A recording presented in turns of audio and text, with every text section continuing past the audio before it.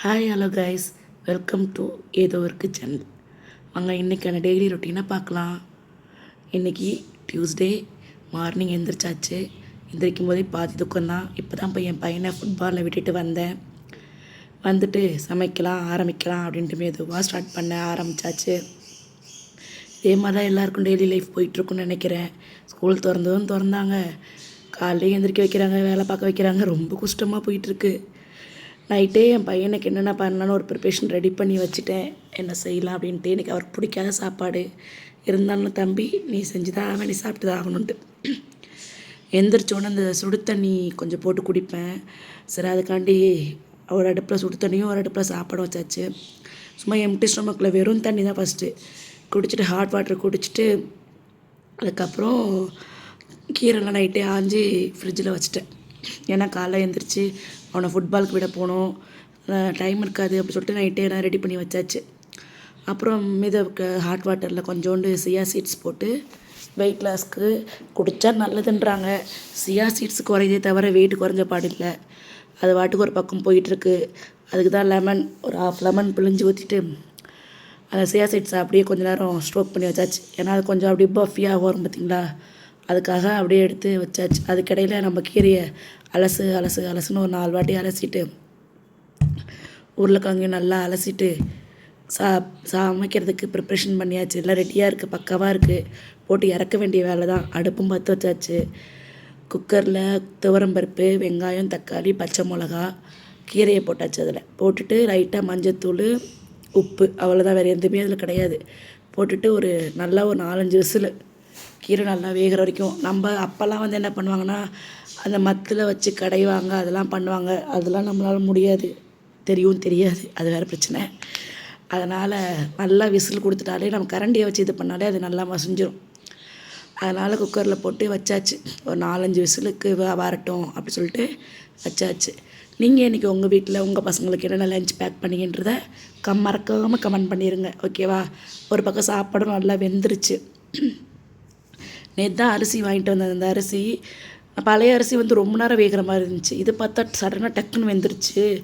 ரொம்ப குழஞ்சாலும் பிடிக்காது, ரொம்ப விரையாக இருந்தாலும் பிடிக்காது, மீடியமாக இருக்கணும்.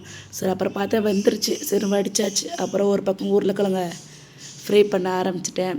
லைட்டாக மஞ்சத்தூள், மிளகாய்த்தூள், உப்பு, அவ்வளோதான் போட்டுட்டு சிம்லேயே வச்சுட்டோன்னா அது வாட்டுக்கு நல்லா அப்படியே இது மாதிரி பொரியல் நல்லா மொறுன்னு சாஃப்டாக வந்துடும். சூப்பராக வச்சாச்சு. சரி, அப்படியே வீட்டை கொஞ்சம் பெருக்கி விட்ருவோம். அது 2 பக்கம் அந்த வேலை நடக்குது, நம்ம இந்த வேலையை பார்ப்போன்னு பெருக்கிட்டு வரதுக்குள்ளே குக்கரில் புசுன்னு வந்துருச்சு விசில்.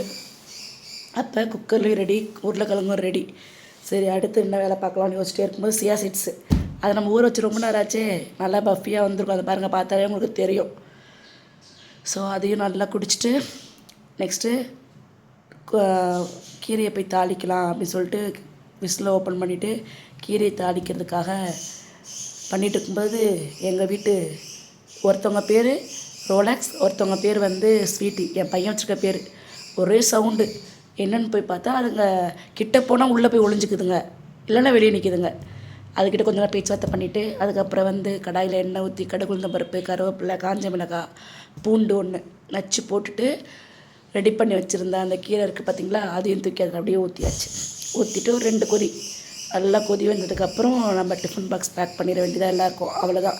இன்றைக்கான சமையல் என்னென்னு பார்த்தீங்கன்னா, சாப்பாடு, கீரை, உருளைக்கிழங்கு.